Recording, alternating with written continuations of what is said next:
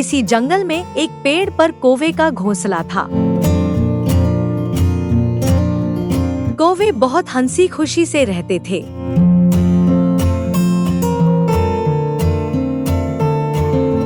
उसी पेड़ के नीचे एक खोखले तने में एक खरगोश भी रहता था। जब भी बारिश या सर्दी होती तो खरगोश उस तने में छिप जाता और शिकारियों से भी सुरक्षित रहता। कौवा और खरगोश बहुत अच्छे दोस्त थे और मुसीबत में एक दूसरे की मदद करते थे। एक दिन जब खरगोश खाने की तलाश में जंगल में गया हुआ था, तभी एक सांप उस पेड़ के तने में आकर रहने लगा। जब खरगोश वापस आया तो उसने देखा कि तने में सांप है। वह बहुत परेशान हुआ कि अब इस सांप से कैसे छुटकारा पाए। उधर सांप को बहुत भूख लगी थी। उसने पेड़ पर कौवे का घोंसला देखा और उसमें चढ़कर उनके अंडे खा गया। फिर नीचे उतरकर वापस तने में छिप गया। जब कौवे लौटे तो देखा कि उनके अंडे नहीं हैं। खरगोश ने उन्हें बताया कि एक सांप आया था और उनके अंडे खा गया।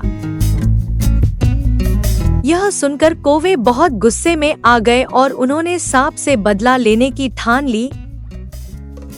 एक दिन खरगोश एक सेब के पेड़ के पास पहुंचा जहां बहुत सारे सेब लगे थे, लेकिन वह सेब तोड़ नहीं सकता था। इसलिए उसने कौवों से मदद मांगी। कौवे उड़कर पेड़ से सेब तोड़कर नीचे फेंकने लगे। खरगोश सेब इकट्ठे करके अपने घर की ओर जा रहा था। तभी एक लोमड़ी जो खाने की तलाश में भटक रही थी ने उसे देख लिया। लोमड़ी खरगोश को पकड़ने के लिए दौड़ी। खरगोश भागकर एक घनी झाड़ी में छिप गया। लोमड़ी उसे खोजते हुए वहीं पहुंच गई जहां खरगोश रहता था। कौवों ने एक तरकीब सोची और लोमड़ी से कहा, तुम्हें किसकी तलाश है? हम तुम्हारी मदद करेंगे। यह सुनकर लोमड़ी बहुत खुश हुई और बोली, एक खरगोश मेरे सेब के पेड़ से सेब चुरा कर लाया है। कौवों ने चालाकी से कहा, हाँ, खरगोश को सजा मिलनी चाहिए।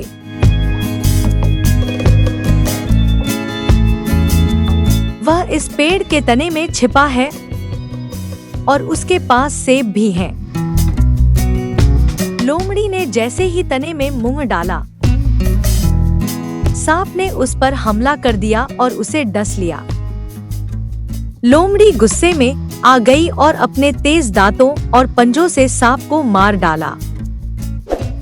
फिर भूख के मारे उसने सांप को खा लिया।